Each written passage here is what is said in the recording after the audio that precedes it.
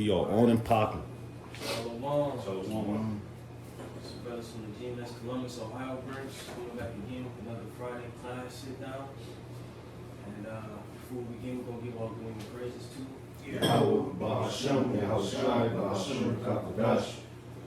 Alright, again, double honor to our beloved elders and apostles and great millstones. Shalom to those who elect. Shalom to all the ocular Christians, truth with sincerity. And like I said again, another Friday sit down. And today we're going to go into Daniel, the 11th chapter. Now if you know, it's a huge chapter. I mean, tons and tons of history, and events. Pretty much when you go into the gist of it. Did Jay look up the Syrian wars? Yeah, I got you. Just so we get, just a quick,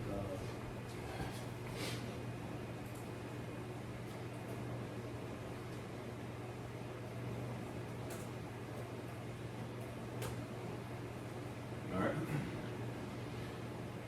Want me to start reading? what you got? The Syrian wars. What did it bring up? Let me see.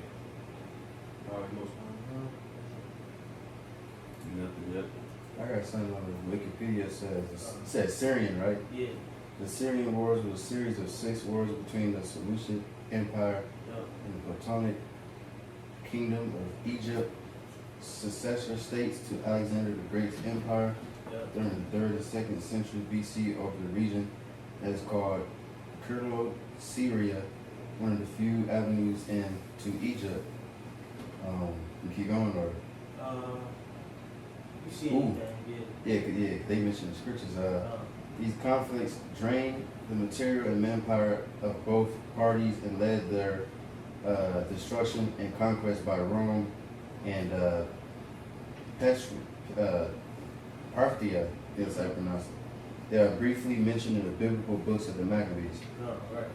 Because ultimately when you dive into these, dive into this chapter was already fulfilled. Daniel 11th chapter, dealing with these Syrian wars. All right, so like I said, the Ptolemaic Kingdom and the Seleucid Empire. All right, but let's get Daniel 11 verse 1.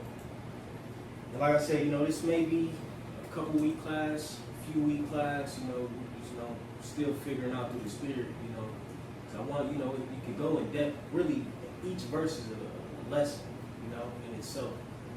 But through the Spirit, I'm going to try my best to bridge things and, Lord's will throughout a period of time.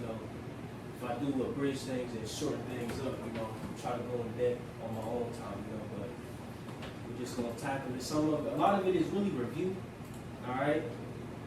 But you got to tap into the history a little further to understand, the Syrian wars, the conflicts, so on and so forth, as we get further into the chapter, So, Jay got it.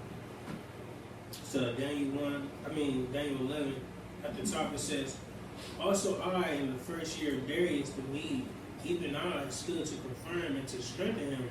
Right, so now, again, we understand that this Darius, all right, speaking of the Styles, all right, in secular history, all right, we read about, real quick, as Jake just picked that Bell and the Dragon, first chapter. All right, pretty much, when you deal with Astyages, okay, he was the king of the Medes, all right, firstly, all right, and then, his successor, which would be his grandson, Cyrus the Great, ultimately conquered, him, through rebellion and the Babylonian Empire as well, okay, but in that, Cyrus set him up over the province or the realm of Babylon at that time, okay? This is Bell and the Dragon, the first verse. And the king Astyages was gathered to his fathers, and Cyrus of Persia received his kingdom. Right, he received it. All right, so he pretty much inherited back what he gave. You see, you got it, bro. Verse 2. Verse 2. And real quick, Salaki, I'm trying my best to bridge it, but I just got to go into just a little bit. All right. Just a little bit. Real quick, can Jake go on Wikipedia and type in. Kill motherfucker. Your phone's up there.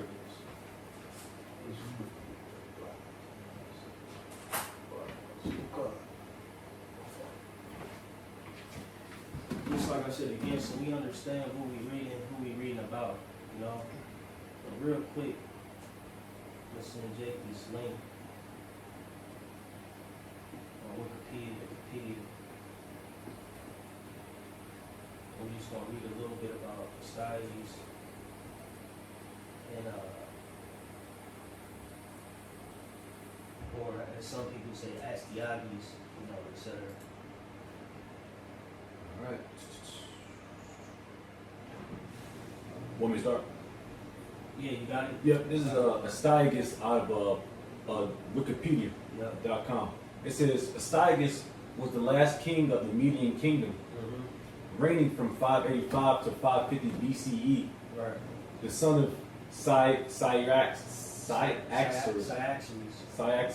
Yeah. He was dethroned by the Persian king Cyrus the Great. Right. Which, like I said, Astyages is his grandfather on his mother's side. So Astyages had a daughter, I believe, Maydane. All right, and Maydane, she married Cambyses the First, which was a Persian king. All right, because people will ask, how was, the two linked or etc. How were their family or kin. All right, and it's pretty much through the marriage of his daughter, Maydane, and Cambyses the First. All right, which when you go into it, Cyrus ultimately had a son, which his name was Cambyses the Second. All right, so just a little backdrop on who Astyages was, and his father. His father also is mentioned in the scriptures as well. I believe what's that in Daniel the 9th chapter? Did you grab that? Daniel 9:1. Got it. Daniel 9:1. Yeah. In the first year of Darius, the son of Ahasuerus, of the seed of the Medes, which was made king over the realm of the Chaldeans. Right, which was made king over the realm of the Chaldeans. Like I said again, Cyrus gave him that realm to run and govern. All right, after he conquered them and after he conquered Babylon. But like I said, when you deal with Daniel 9, it says in the first year of Darius, the son of Ahasuerus, all right, of the seed of the Medes. You see, so can you go to the BLB, Quan? Yeah. Daniel 9. And then when you go into the BLB, just go into Ahasuerus real quick. Because that name is written, I believe, 3 times for 3 different kings, who were written about in the scriptures. Which one again? Daniel's 9:1. Or maybe on the dictionaries. Let me see. Yeah, go to dictionaries. You know how to get there? Not. Just click the verse. Yep. And it should say dictionaries. I'm not too familiar on the computer side. Like, yeah. Yep, got it. All And right. then go to Ahasuerus and just read the first verse. All right. Or So, the first few columns. yep. Ahasuerus. There are 3 kings designated by this name in Scripture. Yep. The father of Darius the Mede, mentioned in Daniel, the 9th chapter, 1st verse. This was probably Cyaxares. I can't pronounce it. Cyaxares the first, known by this name in profane history. The king of Media and the conqueror of Nineveh. So that's how we know Darius the Mede is who? Astyages in the scriptures.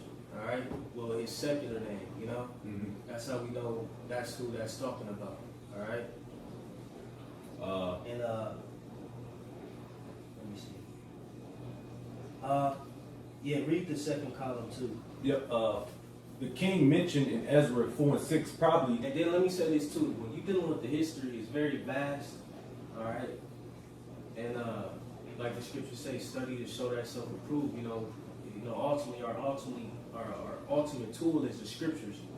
And we use the scholars, different historians, etc., to link these things with the scriptures. But always remember, man, we go first and foremost with what the scriptures say, because history has been tainted. Records have been lost. So it's a lot of you know, things that we have to bridge and, you know, piece together to the best of our ability and what the Heavenly Father, via Yahweh Shai, has allowed us to use and gain throughout the years, you know. Just want to throw that out there for the viewers. But you got it, the second column. Second column, Ahasuerus. The king mentioned in Ezra 4:6, probably the Cambyses of profane history, the son of and successor of Cyrus around BC 529. Wow. And that's pretty much it. Then we did the third column All right. later, so just keep that as a little bookmark or something. Gotcha. But just a little backdrop on, you know, Darius the Mede, all right, his father, his lineage, his daughter, you know, which, like I said, play a role as well concerning, you know, the birth of Cyrus the Great, all right. But now we established who this Darius is, you know, where we're at, all right. And pretty much we're in the, you know, the beginning stages and years of the Medo-Persian Empire when Daniel received his vision, all right, which, like I said, again, these visions already played out in prophecy, okay. But you got it in verse 2. Well, Dan, Yeah. Daniel 11 verse 2, it says, "And now will I show thee the truth. Behold, there shall stand up yet 3 kings in Persia, and the fourth shall be far richer than they all. And by his strength, through his riches, he shall stir up all against the realm of Grecia." Right, like you said, and now will I show thee the truth. Behold, there shall stand up yet 3 kings in Persia, right? And the 3 kings is going into Cambyses, the second, which is the son of Darius, the son of Cyrus the Great, Bardia, which is also the son of Cyrus the Great, and Darius the Great, all right? And Lord's will, we just get a brief history on those 3 men. And then going into the fourth one, we're going into Xerxes, all right? Which also was noted and written as Ahasuerus in the scriptures as well. But real quick, just get a quick Wikipedia on these 3 men, Lord willing. And we're going to start with Cambyses. Say, they want, you know how to spell it? It may mention it. But, Yeah, it may mention, that's why I'm trying to look. But I could just spell it for you real quick. Alright. Cambyses, Cambyses, the second.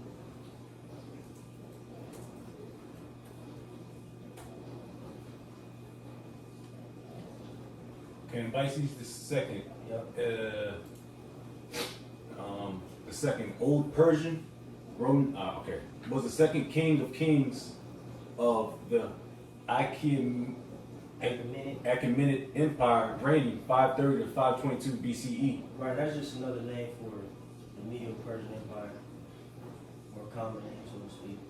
You got it started.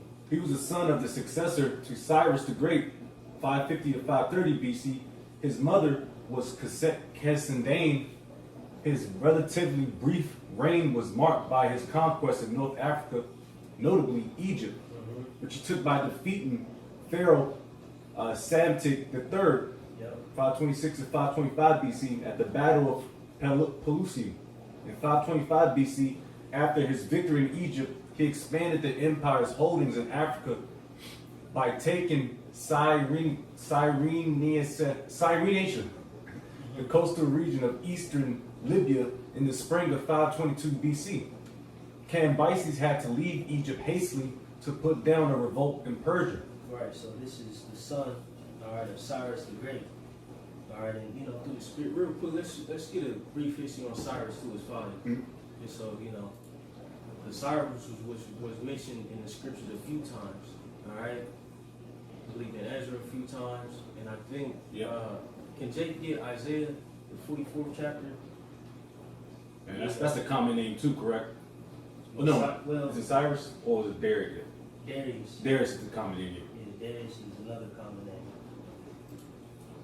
Which Darius the Great is mentioned in the scriptures too, and we'll get that as well a little later. But we get Isaiah the 44th chapter, the last verse. Isaiah 40, Oh, I'm sorry. Let's take it, Sean. Isaiah 44, 28. That staff of size he is my shepherd and shall perform all my pleasure, even saying to Jerusalem, I shall be built into a temple, thy foundation shall be laid. Right, so you know, when we deal with Cyrus, like I said again, you know, this the king of the Persian Empire. You know, he came up in rank. You know, first rebelling against his grandfather, you know, Astyages. You know, but ultimately Cyrus was ordained, you know, to give the decree to begin the rebuilding of the temple. All right, and see, this was Isaiah. This was way before Cyrus even, you know, hit the scene. You know, he was prophetically, you know, the one who was going to allow us to rebuild in the temple. All right, you know, you can get the first verse of the next chapter, little one. It's Isaiah 45:1. It says, thus saith Yahweh to his anointed, to Cyrus, whose right hand I have holden, to subdue nations before him, and I will Right, and don't get, you know, for the viewers, of course, brothers know, you know, Jacob get tripped up on him being called the anointed. Pretty much he was, you know, ordained for this task. I got a precept with it. The Lord was, you know, dealing with him, you know what I'm saying, prophetically to accomplish, you know, what he needed to accomplish, you know, concerning prophecy. I got a quick one for you. Yeah. This is Romans chapter 13 at the top. It says, let every soul be subject unto the higher powers, for there is no power but of the Most High. The powers that be are ordained of the Most High. Yeah, Brian, water, beautiful precept. Like you said, the powers that be are ordained to the Most High. Can you get that Proverbs 21 as well? The first verse. This is Proverbs And can you hold Ezra 1? 1. Ezra 1. This is Proverbs 21 at the top. The king's heart is in the hand of the Lord, as the rivers of water. He turneth it whithersoever he will. Right, so he stirred up, you know, the mind of Cyrus, you know, and gave the decree and allowed, you know, those who were exiled to Babylon, you know, to go back to Jerusalem and rebuild. All right? But Jacob, get that Ezra 1. So Ezra 1 at the top. It You says, finished that 45? Nah, it says, back to Isaiah 45, in the middle of it says, and I will loose the loins of kings to open before him the two lead gates, and the gates that shall not be shut. Right, like I said, you know, the Heavenly Father was dealing with, you know. He allowed this, you know, this heathen man to come up in the ranks and power. You know, like I said, ultimately for prophecy's sake, to start, you know, the rebuilding of the temple that was destroyed by the Babylonians under the rule of Nebuchadnezzar. But you got the, you know, Ezra 1 at the top. Now in the first year of Cyrus, king of Persia, that the word of the Lord by the mouth of Jeremiah might be fulfilled. Yahweh stirred up the spirit of Cyrus, king of Persia, that he made a proclamation throughout all his kingdom, and put it also in writing, saying, thus saith Cyrus, king of Persia, Yahweh God of heaven hath given me all the kingdoms of the earth, and he hath charged me to build him an house at Jerusalem, which is in Judah. Who is there among you all of his people? His power be with him, and let him go up to Jerusalem, which is in Judah, and build the house of Yahweh, God of Israel. He is the power which is in Jerusalem. And whosoever remaineth in any place where he sojourneth, let the men of his place help him with silver and with gold and with goods and with beasts, beside the free will offering of the house of the Most High that is in Jerusalem. right. So like I said again, you know, Cyrus, he played a pivotal role, you know, in the rebuilding of the temple, you know. And you could just stop there. Well, I may tap back into it, but that's pretty much the premise. Real quick, matter of fact, jump to verse 7. What, Ezra? Ezra 1 and verse 7 says, also Cyrus the king brought forth the vessels of the house of the Lord, which Nebuchadnezzar had brought forth of Jerusalem, and had put them in the house of his God. And then Salaki, jump to the second chapter, the first 2 verses. Ezra 2 at the top says, now these are the children of the province that went up out of the captivity of those which have been carried away, whom Nebuchadnezzar, the king of Babylon, had carried away unto Babylon. and came again unto Jerusalem and Judah, every one unto his city, which came in Zerubbabel, Jeshua, Nehemiah, Sariah, Reliah, Mordecai, Bilshan, Mispar, Bigvai, Rehum, Baanah, the number of the men of the people of Israel. Right, these are mighty men, man, who began, you know, to go back to the city, all right, to rebuild, you know. But that's the point of that. And Jake still got that Yep. Yes, sir. that Cyrus the Great Wikipedia, which ultimately he's, you know, Cyrus the Second. I believe he's named after his grandfather as well, All right. if I'm not mistaken. Back at it. Cyrus II of Persia, 600 to 530 BC, commonly known as Cyrus the Great, was the founder of the Achaemenid. Did we already read that? Nah, it's the Yeah, same pretty much. thing. Yeah. Achaemenid Empire, hailing from Persia, he brought the Achaemenid dynasty to power by defeating the Median Empire and embracing all of the previous civilized states of the ancient Near East. Right, like I said, he took down his grandfather, Astyages, you know, first. You got it. Of the ancient Near East, expanding vastly across most of the West Asia and much of Central Asia to create what would soon become the largest empire in history at the time.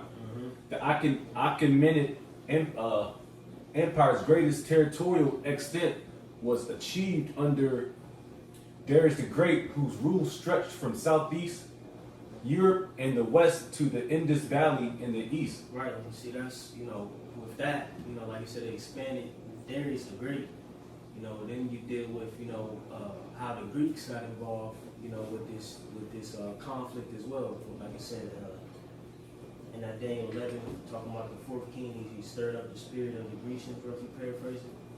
You know, and you know the acts of Darius. I just got the map. I'm just gonna. Yeah, that's the spirit, because I was gonna find that joint. Yeah, cool. The water. So it's empire kind Yeah, so it was a large empire, you know, very huge, man. of, yeah, motherfucker, huge. Man, So fuck, Darius, yes, huge. Darius is great. Crazy. You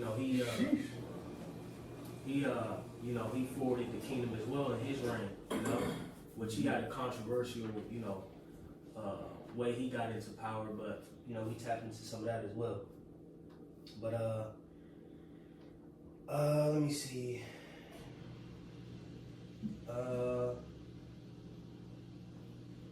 That's pretty much the point. Real quick, read the second portion. Yeah, this is after observing the Median Empire, Cyrus conquered Lydia, and eventually the Neo-Babylonian Empire granted him control of Anatolia and the Fertile Crescent. Yep. Respectfully, there we go. That's all right. Respectfully, he also led a major expedition into Central Asia, where his army brought into subjection every nation without exception before he allegedly died in battle with the Massagetae, a nomadic Eastern Iranian people, along the Syr Darya in December 530 BC. However, per Xenophon of Athens, Cyrus did not die fighting and had instead returned to the capital city of Pasargadae. Regardless of the date of his death, he was succeeded by his son Cambyses II, whose campaigns in the North Africa led to the conquest of Egypt, Nubia, and Cyrenaica during this short rule. Right, so now we get understanding. We understand who Astyages is. We understand who his fathers is, Cyaxares. We understand his relation to Cyrus the Great. You know how they are all figures in the scriptures and written about in secular history, going to show you the validity of the scriptures. And now, like I said again, we tap into the first king written about in Daniel 11 chapter. All right, now we got two more in that first portion in the last one. So let's get a quick Wikipedia of his brother, Cambyses II's brother, the son of Cyrus, Bardia, which is spelled Brdiya.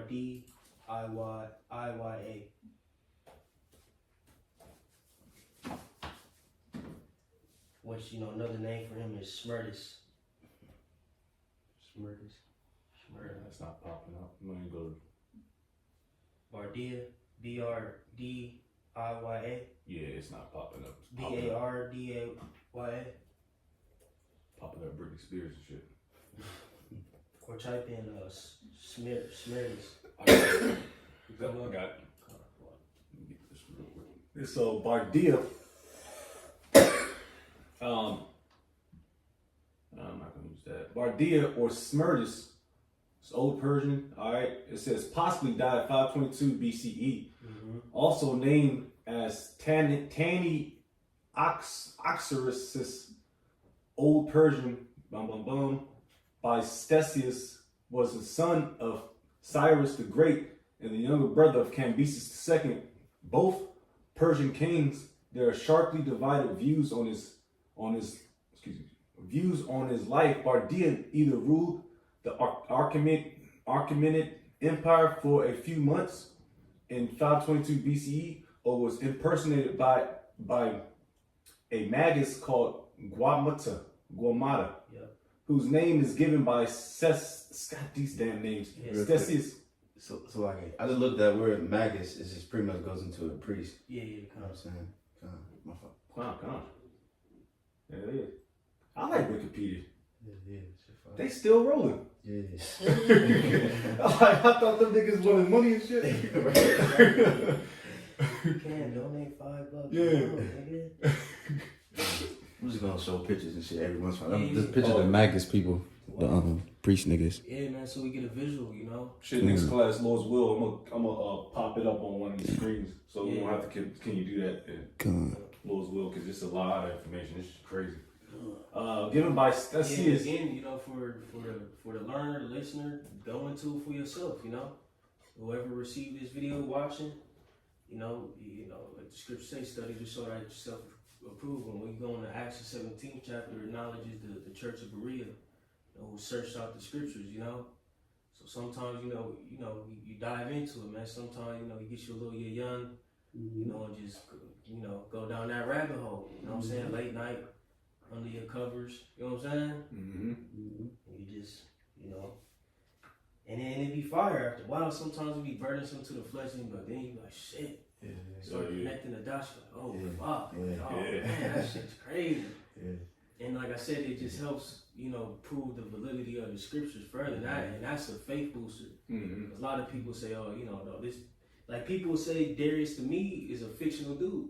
You know what I'm saying? But you see how we just linked them to Astyages, which his father, Ahasuerus, was mentioned in the scriptures as well as Cyaxares, So who was that Darius? It was Astyages. See? But that's why some scriptures when they was talking about they was talking about the Messiah. It says they sought diligently seeking who this is. So brothers in the ancient world, they getting different scriptures, putting it together, going to that rabbit hole. Oh shit, connecting dots. Right. Like just think about like how we connect Yahweh Shai to the Passover, to the scapegoat, to the temple. Like they had to really sit down. Like, oh, you know what I'm talking about? Like, oh, how we did last class, the fiery serpent. You know what I'm saying? Like that's a lot. Like you feel me? It's just never ending. Some brothers have got that gift, but honestly, like the bro always say, to go into this deep dive in history, which I already did a lesson on this about just focusing on prophecy, but we still gotta cross our T's and dot our I's.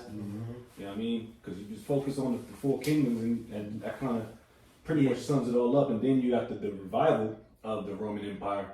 That's pretty much it. I mean, not it, but Daniel and Revelation is what it's talking about, man. Right. And it's a lot of history there. Because like to be honest, we're satiated with what we know in God, just having the faith. You know what I'm saying? So it's like, we tap into these things. I wouldn't say that are outside the scriptures, but in a different portion of the scriptures.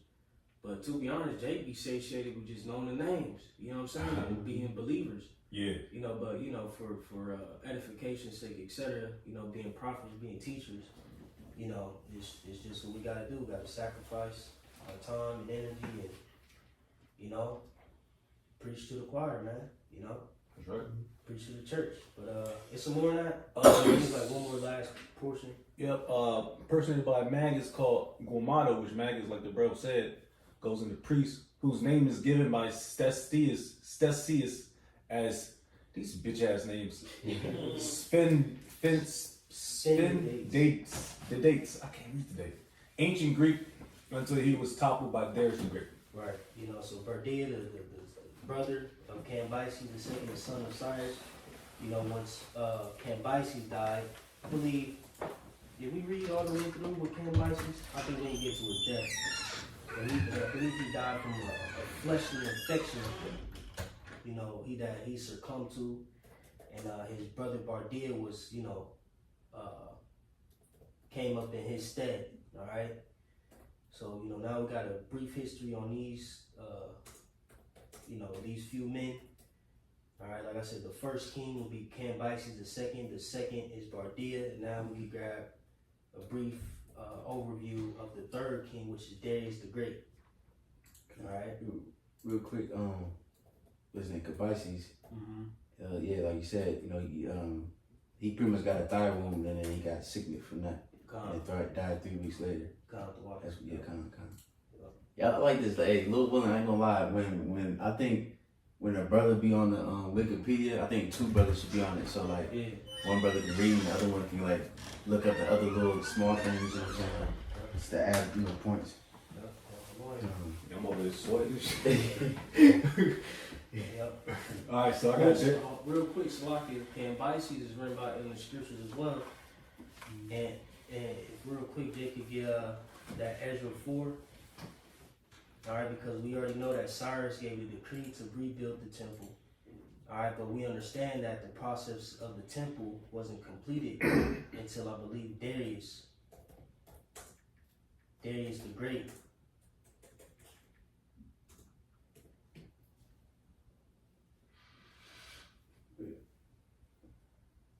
Ezra 4 and Salaki. What's it? I think you could start like 4. Yeah, 4. Ezra 4 and 4. You guys, count that yet, my fault. Yeah, I got it. Oh, count. Ezra 4 verse 4. It says, "Then the people of the land weakened the hands of the people of Judah and troubled them in building." Right, so we understand that those people of the land, we're talking about the heathen, that were ultimately swapped, you know, for the northern tribes, you know, during the time of, you know, the Assyrian Empire. Right, they took the northern tribes captives and, you know, put heathens in their lands. And you got it, bro. It says, verse 5, "And hired counselors against them to frustrate their purpose all the days of Cyrus, king of Persia, even until the reign of Darius, king of Persia." Right, so you have people conspiring against us, you know, rebuilding the temple, you know, etc., sending letters, all right, to, you know, Cambyses, you know, why they shouldn't, you know, which is going to read, you got it. It says, "And in the reign of Ahasuerus," Which is talking about Cambyses, like we went into the definition of Ahasuerus in the dictionary, you know, it's notably for three men, Cyaxares, Cambyses, and Xerxes. But you got it, bro. it says, "In the reign And of in this context, is speaking of who will be the one after Cyrus the Great, which would be Cambyses. You got it. In the reign of Ahasuerus, in the beginning of his reign, wrote they unto him an accusation against the inhabitants of Judah and Jerusalem. Mm-hmm. And in the days of Artaxerxes, wrote Bishlam, Mithridath, Tabeel, and the rest of their companions unto Artaxerxes, king of Persia. Mm-hmm. And the writing of the letter was written in the Syrian tongue and interpreted in the Syrian tongue. That's the point. We'll can tap into some of this history as well, but I may do that in another video on my own. But cool, calm. Now we can jump into Darius the Great, All right. the third king in Daniel 11 chapter 7 verse. This is Darius the Great, 550 to 46 BCE. Mm-hmm. Commonly known as Darius the Great, was the third king of kings of the Achaemenid You see, Empire. it ties right into it. Spoke of the three kings, you know, in the Daniel 11th chapter. What you got it, bro? It says, empire reigning from 522 BCE until his death in 486 BCE. He ruled the empire at its territorial peak when it included much of West Asia, parts of the Balkans, Thrace, Macedonia, and Paeonia, and the Caucasus, most of the Black Sea's coastal regions, Central Asia, the Indus Valley, in the Far East, and portions of the North Africa and Northeast Africa, including Egypt. These niggas, bro, this shit is crazy. Think of the vastness of this empire and how, you know, it forwarded through time. Yeah. You know, these dudes, hey, it's mighty deal right here. You know what I'm saying? These damn Elamites and Japhites, you know, because, you know, the Medes stem from Japheth. You know, the Persians at that time stem from Elam, you know. But, yeah, they was getting busy. And like I said, it said when it included much of West Asia, parts of Balkans, Thrace, and Macedonia, all right, which when you deal with that, now you start to tap into how, you know, they were ruling over a portion of the Greeks, all right, because prior to, you know, the Greek Empire, you know, the Greek Empire had, you know, the Greeks at that time, the Edomites, the Macedonians, etc. You know, they just had city-states. You know, so you had Macedon, you know, you had Thrace, you had Greece. Look like the Balkans as well. You know, but you had them different Greek lands, and they were just, you know, Athens, you know, so on and so forth. You know, Sparta, you know what I'm saying? You had different Greek lands, and then under, I believe, Philip, all right, Alexander the Great's father, that's when the Greek Empire, you know, stemmed forth as a conglomerate, you know what I'm saying? From Macedon. Right, because like I said, the Persians under Darius, you know, had parts of Thrace and Macedonia that they had conquered, you know, and pretty much, you know, through that, you know, they had put heavy taxation on the you know, Greeks at that time were the ones in that land, and you know that sparked a revolt. All right, but we tap into some of that with Xerxes. Can you read the second column of Kushah? Yep. Back at it, including Egypt, Eastern Libya, and coastal Sudan, Darius ascended the throne after overthrowing the Achaemenid monarch Bardia or Smerdis, who he claimed was in fact an imposter named Guamata. The new king met with rebellions throughout the empire, but quelled each of them. A major event of Darius' career, described in Greek, his historiography, was his punitive expedition against Athens and Atria for their participation in the Ionian Revolt. And can you click on that Ionian Revolt? Because like I said, that's going to spark, you know, the conquest of Xerxes, and you read about that, or not read about it, but that's exactly what happened during the movie of 300. That's why Xerxes came and, you know, was, you know, coming against, you know, them Greeks, you know, but pretty much, you know, like I said, his father, you know, had, you know, portions, you know, of the Greeks, you know, their lands, and, you know, had taxation, etc. And, you know, he would set up tyrants of the Greeks to rule over the people. And I forget the one tyrant, it may mention them in that Ionian Revolt passage, but pretty much he I think it will. Just read that Bubba Rashad. This is the Ionian Revolt and associated revolts. Jake getting the understanding though, like the connections and the history. Oh yeah, all right. Yeah, trying to take notes and crazy. The timeline is crazy. The Ionian Revolt and associated revolts in Aeolis, Dor, Cyprus, and Caria were military rebellions by several Greek regions of Asia Minor against Persian rule, lasting from 499 BC to 493 BC. At the heart of the rebellion was the dissatisfaction of the Greek cities of Asia Minor. So that just ties in the whole system, man. You know, the Babylonian, the Persians, Medes, the Greek, and then the Roman. because they still gotta just like how America was built, they was built little by little with the Israelites, and then Esau came, and then that's when it started the whole thing, man. So it ties in perfectly. Yeah, everything rose together. One domino after another. But you got it, bro. This is And then ultimately, this all sets up the Hellenization, of the Israelites. Yep. So all this had to happen. It says Darius organized the empire by dividing it into administrative provinces, each governed by a satrap. A satrap was a governor of the provinces of ancient Median Persian. It tells you that in I believe Daniel the 5th chapter, verse 1, I believe. Yeah, I think so. Or 6. He organized Achaemenid coinage as a new uniform monetary system, and he made Aramaic a co-official language of the empire alongside Persian. He also put the empire in better standing by... Where you at? With Darius? I'm still with Darius. Okay, come on. He says, standing by improving roads, introducing standard weights and measures. Through these changes, the Achaemenid Empire became centralized and unified. Darius undertook other construction projects throughout his realm, primarily focusing on Susa, Pasargadae, Persepolis, Babylon, and Egypt. He had an inscription carved upon a cliff face of Mount Behistun to record his conquest, which would later become important evidence of the old Persian language. Now, can you jump back to the Ionian Revolt? Yep. Back at the Ionian Revolt? Yep.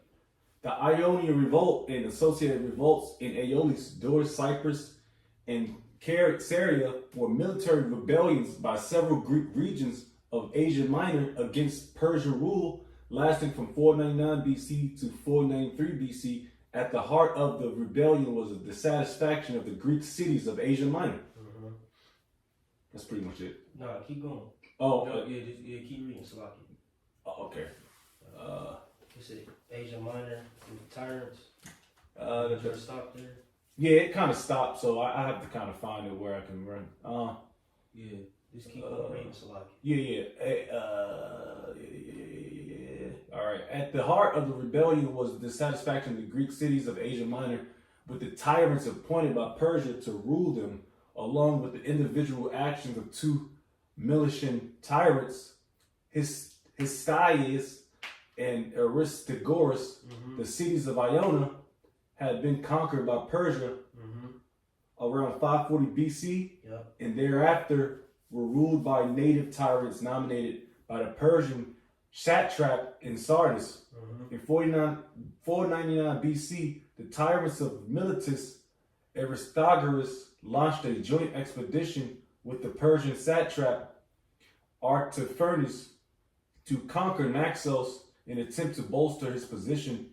The mission was a debacle, and sensing his imminent removal as tyrant, Aristogoras chose to incite the whole of Iona into rebellion against the Persian king Darius the Great. Right, so this man, Aristogoras, like you said, he launched a joint expedition with the Persian satrap Artaphernes to conquer Naxos. All right, and pretty much Naxos, like I said, is a Greek island belonging to the Cyclades Islands group. All right, so pretty much he devised the plan to conquer this land, and it didn't go well. So once they figured out all that, like I said, the mission was a debacle. And sensing his immediate removal as tyrant, so he knew, like, man, fuck, I done fucked up, I'm about to lose my rank, my position. I'm gonna just say fuck it. And like it says Aristogoras chose to incite the whole of Ionia into rebellion against the Persian king Darius the Great. So the Ionian revolt, stemmed forth. You see, and like I said, that rolls into what's going to happen with Xerxes. So if you can, read the second column, Babu Rashad, if you don't mind.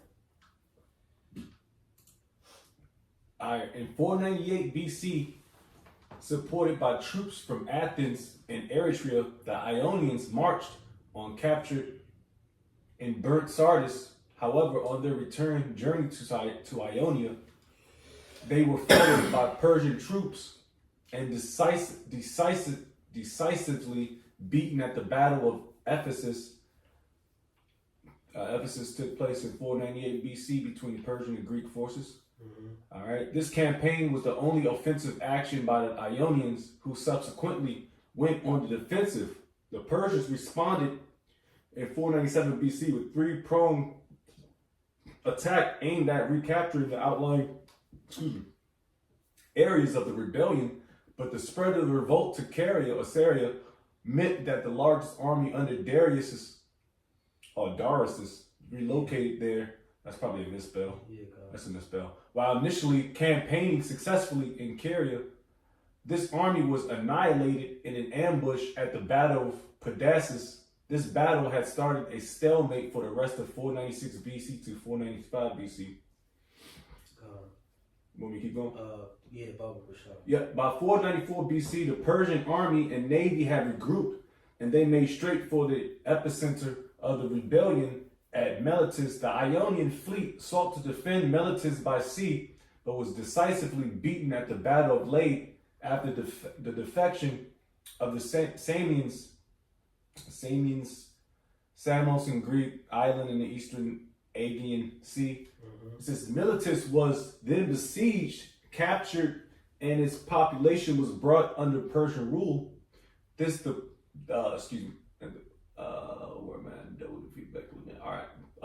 double defeat effectively ended the revolt, and the Carians surrendered to the Persian as a rule. The Persians spent 493 BC reducing the cities along the west coast that still held out against them before finally imposing a peace settlement on Iona, which was generally considered to be both just and fair. I do have to make a quick point. Yeah. Because that's when you said like the Medes and they took over parts of Europe, so to speak. All right. Was it Europa? Either or. This is how you know history shows you the campaign about the Medes, all right, which are the Japhetic people, man. So that shows you that, you know what I mean? It just shows you. Yeah, where they were. Yeah, where they were. In the time, in past time, that takes hundreds of years to move a whole group out of a land. Yeah. All right.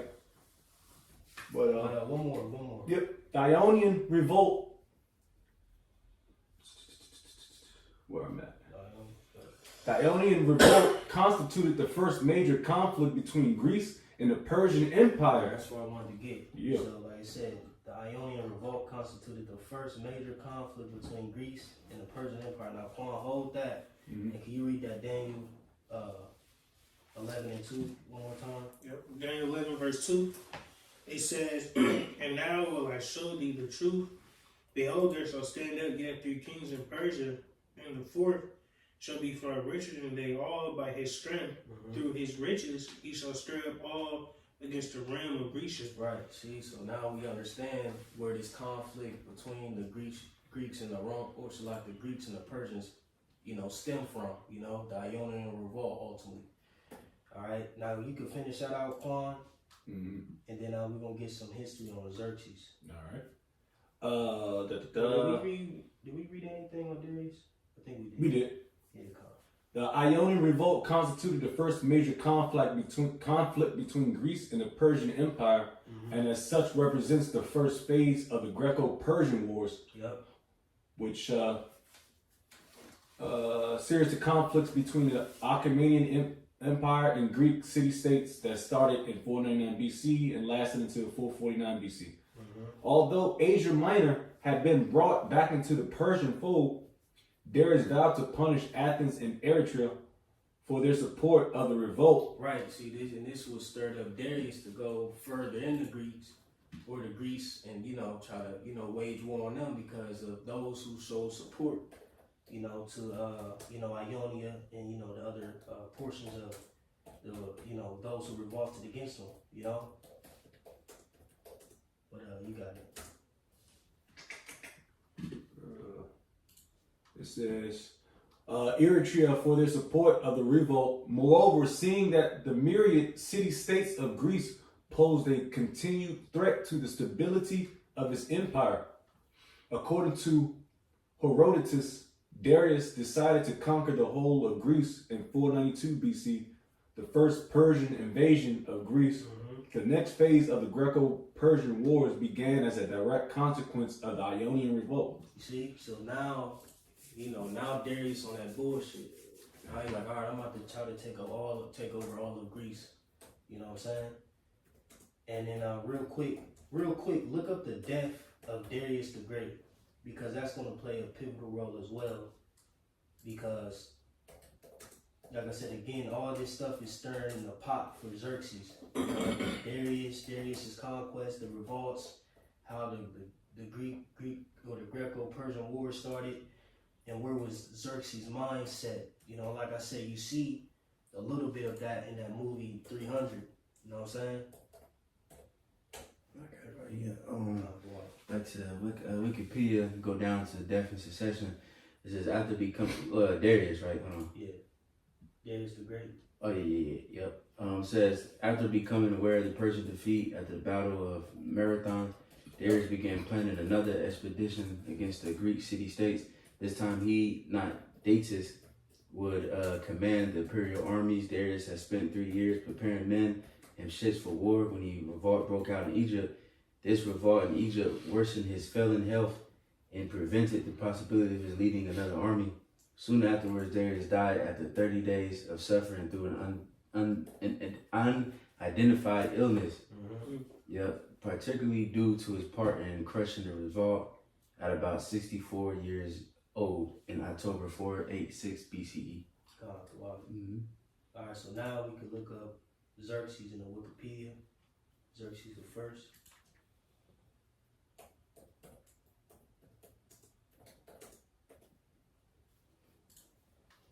All right, this is Xerxes, 518 to 465 BC, commonly known as Xerxes the Great, was a Persian ruler. And just so you know, he ain't look like that nigga in that movie, man. Yeah. That's the spirit. I was just about to say that. Smack. I'm gonna show the picture. Yeah, Bald headed and shit. Yeah, bald headed shit. Nigga look mighty as he got beard and shit, Yeah, you gotta look like he got some.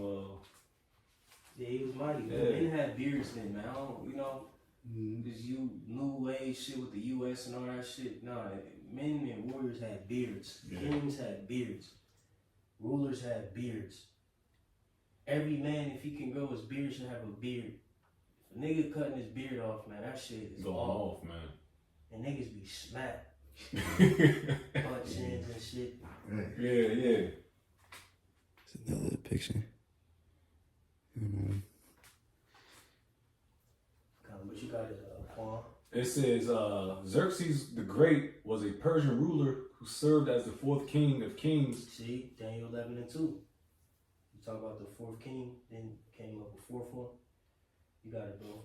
It says king of kings of the Achaemenid Empire, reigning from 486 BC until his assassination in 465 BC. He was the son of Darius the Great and of Tassa, a daughter of Cyrus the Great.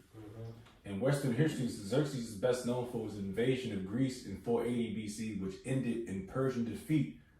Xerxes was designated successor by Darius over his elder brother Artaxerxes and inherited a large multi-ethnic empire upon his father's death. He consolidated his power by crushing revolts in Egypt and Babylon and renewed his father's campaign to subjugate Greece. Right, and just real quick, just to note, because we're dealing with this timeline and these different, lineages, etc. So this is a real quick, let me look it up. Jake will look this up so we understand.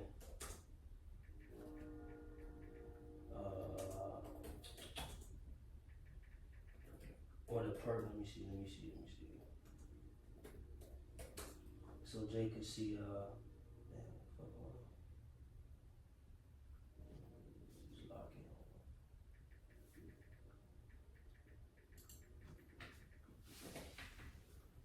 I'm about to see this, can, Zaquan. Mm-hmm. I'm about to put this photo in the chat with this link, so Jay can see the and Jay can always look it up too. You know, brothers who watch this chart. You know, so we see. You know, the line, the lineage, the connections. You know, et cetera, et cetera.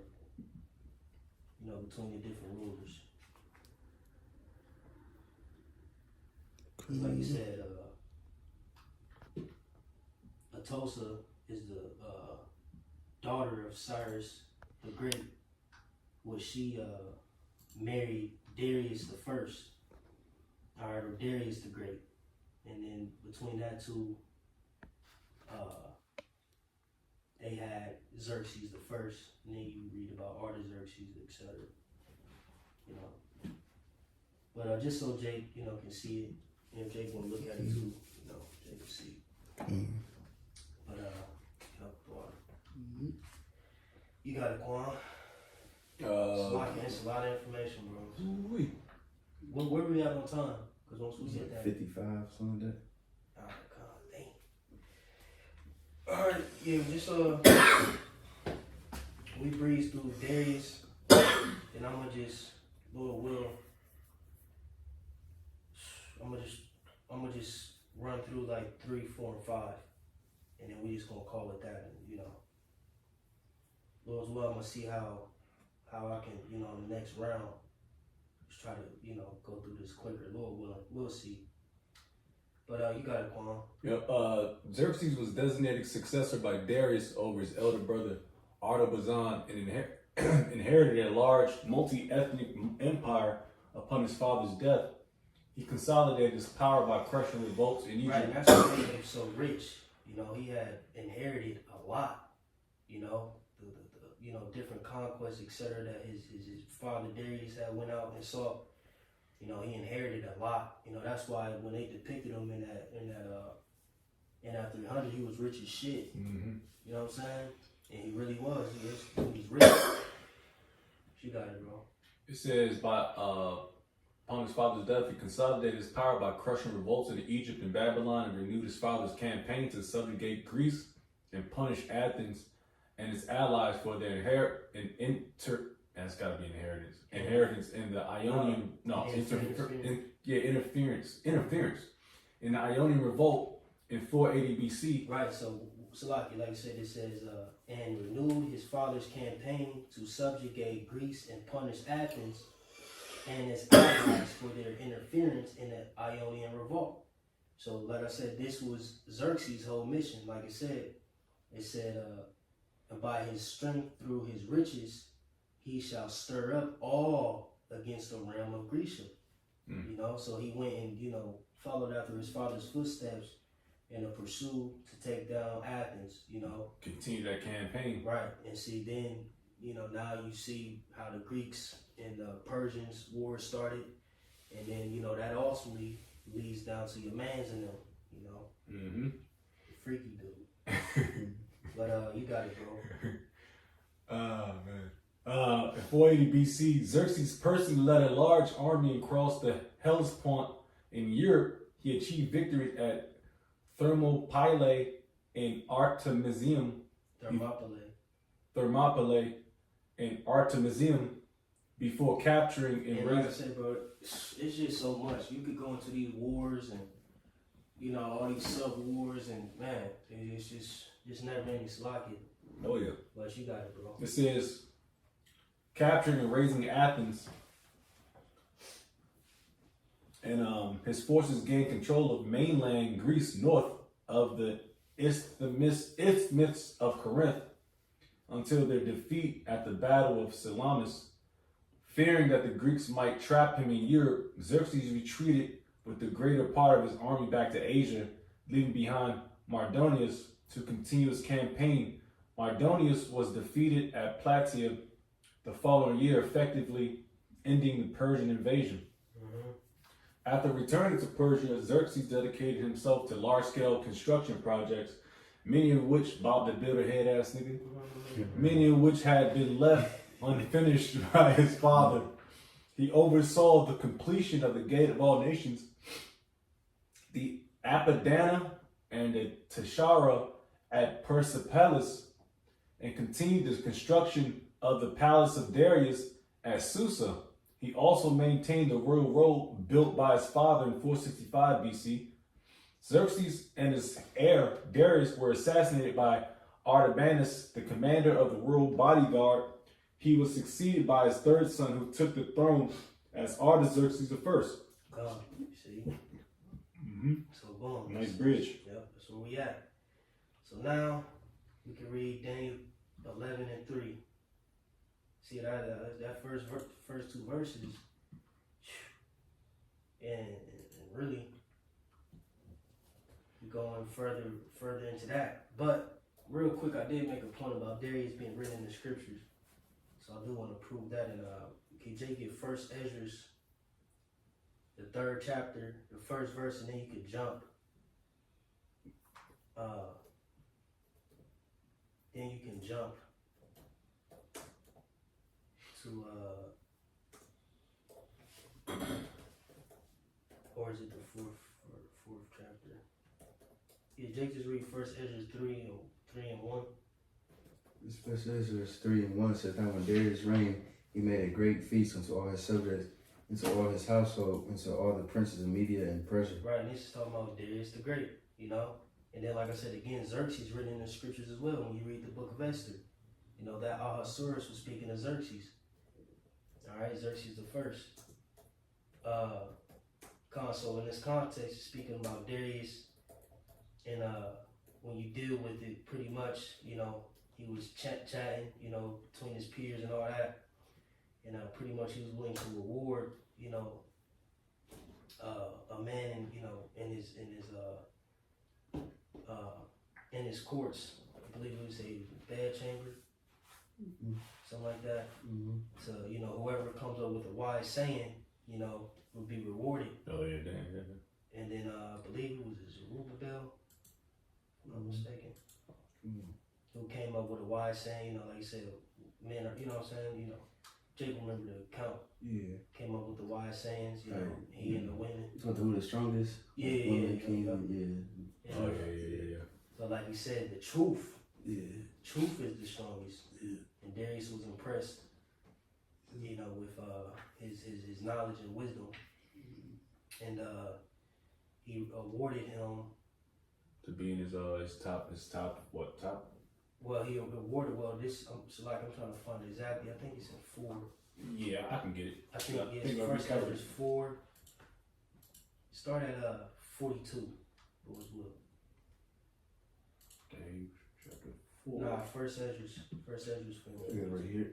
First Ezra 4 and 42. Then said the king unto him, "Ask what thou wilt more than is appointed in the writing, he will give it thee, because thou art found wisest, and thou shalt sit next me." Thou shalt sit next me. That's how it's written. Like it. And shall be called my cousin. Right. This is, you know, someone close to him. Then said he unto the king, "Remember thy vow, which thou hast vowed to build Jerusalem in the day when thou camest to thy kingdom." Because like I said again, you know, it had Cyrus. When, you know, Cyrus on the scene, that's when the beginning of the building started. But it was halted during the time of Cambyses. You know, he received them letters, you know, etc. And pretty much it had stopped, you know, for a period of time until Darius the Great, you know, came into power. You know, but you got it. It pretty much brought it back to his remembrance, and it's, you know, you got it, Jaquan. It says, "And to send away all the vessels that were taken away out of Jerusalem, which Cyrus set apart when he vowed to destroy Babylon, and to send them again thither. Thou also hast vowed to build up the temple which the Edomites burned when Judea was made desolate by the Chaldeans." It says Psalms 137. Because Esau was in the midst of, you know, us being burned. Well, the temple being burned down. You damn Edomites. It says, "And now, O Lord King, O Lord the King, this is that which I require, and which I desire thee, and this is the princely liberty proceeding from thyself. I desire therefore that thou make good thy vow, and the performance whereof with thine own mouth thou hast vowed to the King of heaven." Then Darius the king stood up and kissed him and wrote letters for him Yeah, until. like I said, you gotta think again. These dudes are rich. This dude had money on him. You know what I'm talking about? So him funding it and all that, it was Nathan really. You know what I'm saying? You got it.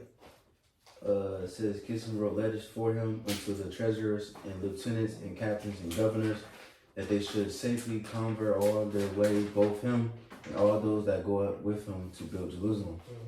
He wrote letters also to the lieutenants that were in Syria and Phoenix, sorry about that, and unto them in Lebanus, that they should bring cedar wood from Lebanus unto Jerusalem, and that they should build the city with him.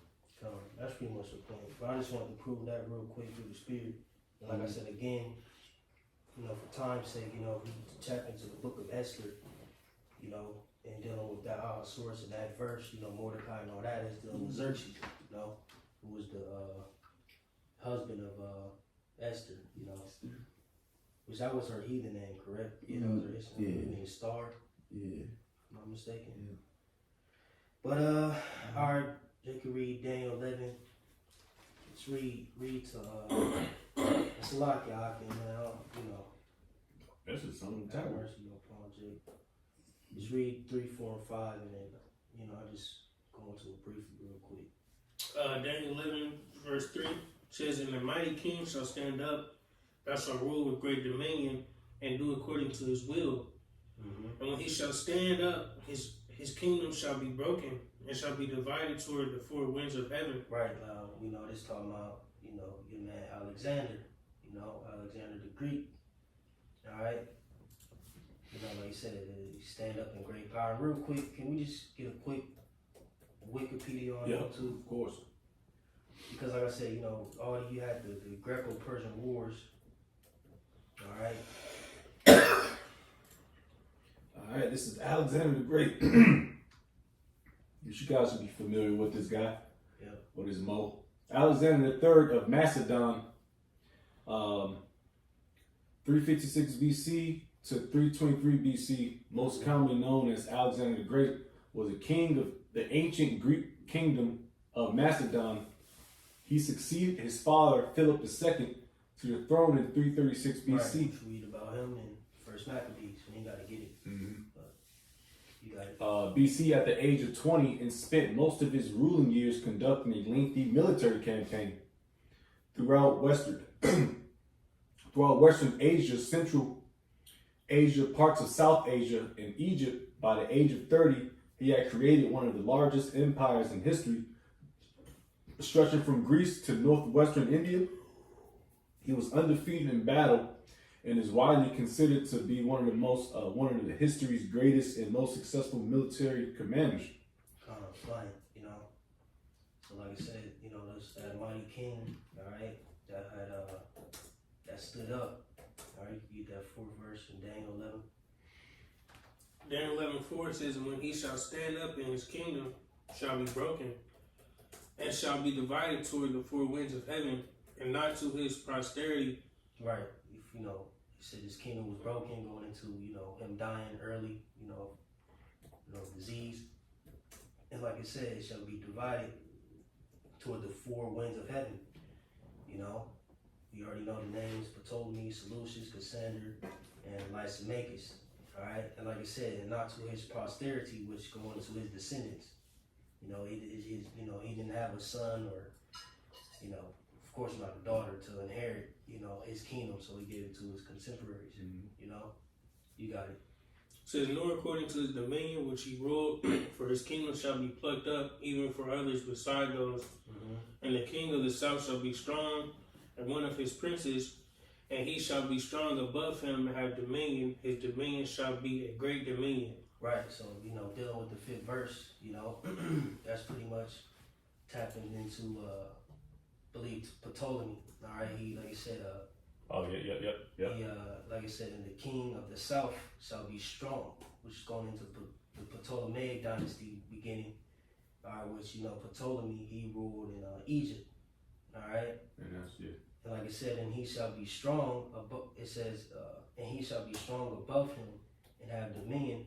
His dominion shall be a great dominion. Alright? And shit, pretty much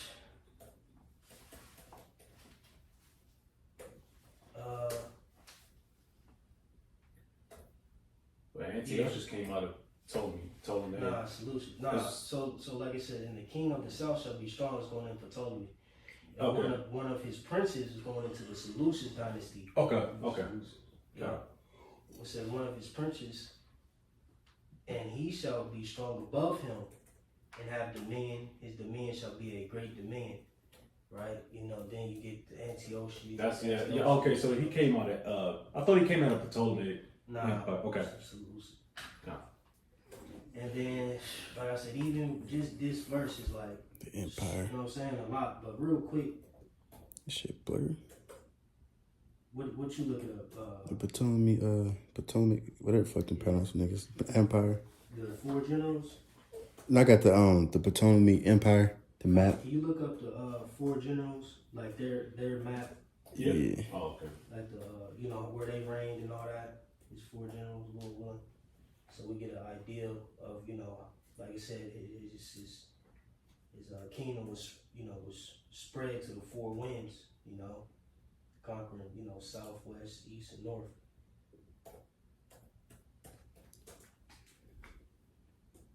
Hold on. Oh, this shit blurry, man. Damn. How you got the picture right here.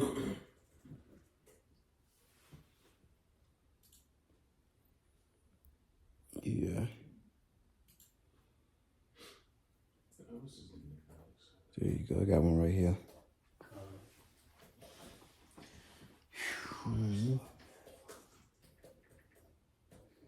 Greek Empire Division. God damn. Yeah, that was going crazy. Damn, you might.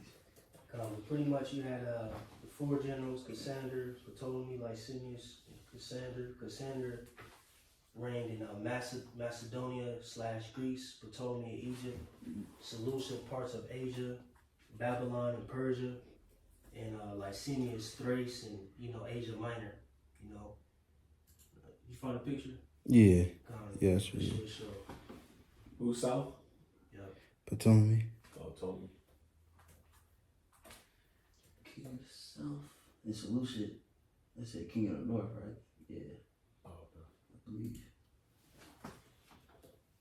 Yeah, but Lord's will we stop there through the time, and Lord's will we'll probably continue at the 5th verse with a little bit more information, and then just move down the line, Lord willing, But Jake satisfied, Jake good. Where we at on time? Just like an hour, 11. All right, well that's the first portion of it. That's the basis of it. The origins, so to speak.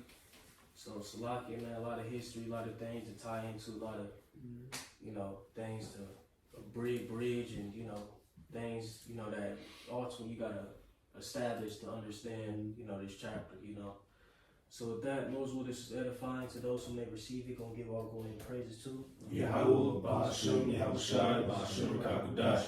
One shalom, elders and apostles, the great millstone, shalom to those who elect, and shalom to all the Akim pushing the truth with sincerity. Shalom.